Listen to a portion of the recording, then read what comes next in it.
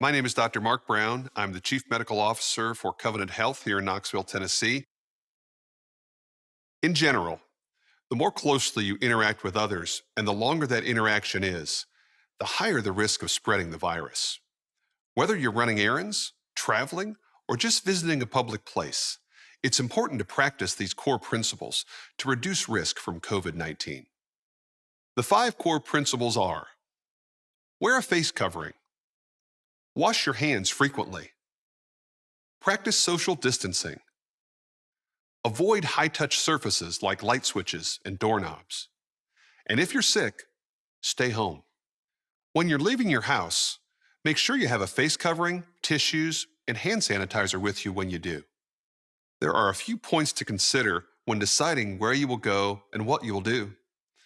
For instance, how many people will you be interacting with?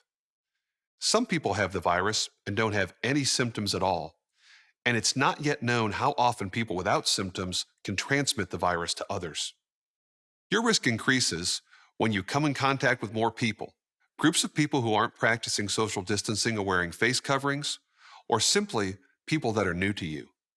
You should also consider whether you'll be able to maintain 6 feet of space between you and others.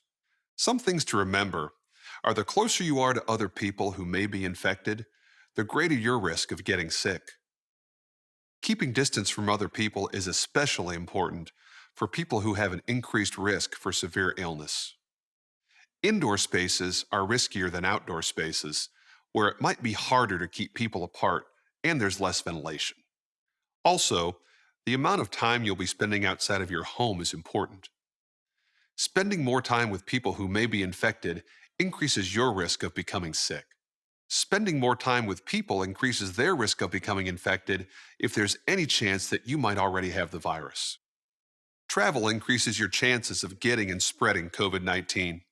Before you travel, learn if coronavirus is spreading in your local area or in any of the places you plan to go.